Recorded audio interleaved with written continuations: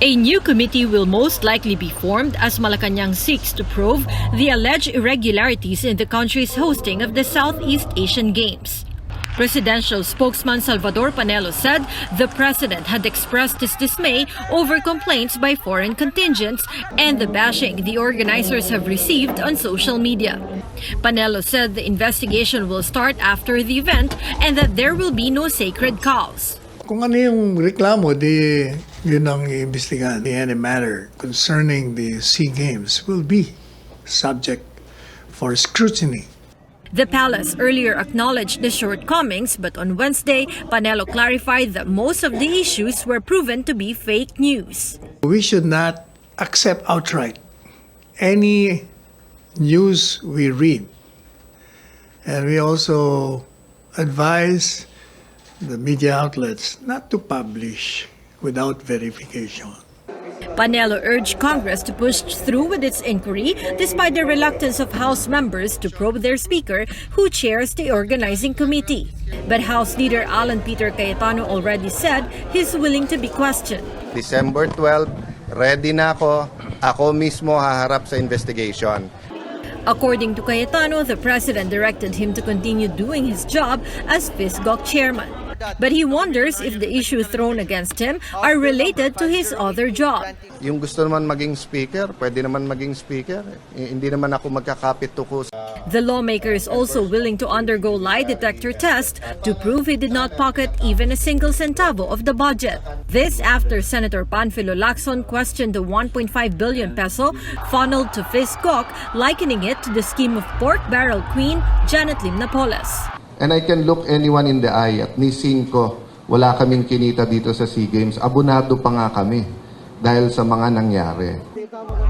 Cayetano admitted that the hosting is far from perfect but still described it as good. For News 5, Royces Nagit, we are One News.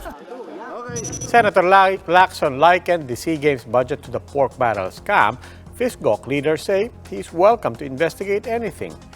This is to prove that every centavo was supposedly prudently spent. Ramon Suzara, FISGOC's COO, decried Lacson's likening the SEA Games spending to the Napoles racket.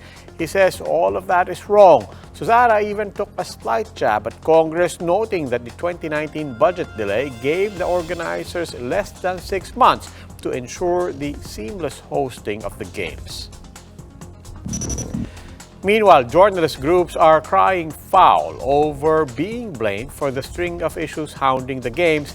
In a statement, the National Union of Journalists of the Philippines, or NUJP, pointed out that the press reports were based on facts and were not meant to pander to anyone's perception of how everything has gone. The Foreign Correspondents Association of the Philippines echoed this. FOCAP specifically took exception to Cayetano's insinuations of bribery to malign the hosting. These baseless accusations, said the group, tended to intimidate journalists. Private efforts continue to pour in to help the country's hosting. Ceres Transport, which already lent 18 buses for athletes, turned over 8 more units to the NCR police.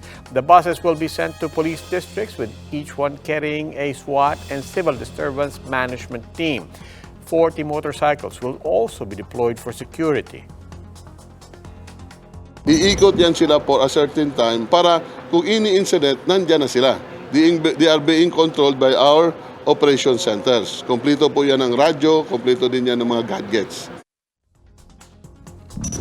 The Department of Tourism, meanwhile, convened Metro Manila hotels to ensure a more fun experience for athletes. 32 hotels and industry associations were present at the emergency meeting. The biennial meet for the Southeast Asian Games is estimated to bring in almost 140,000 room nights to hotels across Manila, Southern Luzon, Clark, and Subic.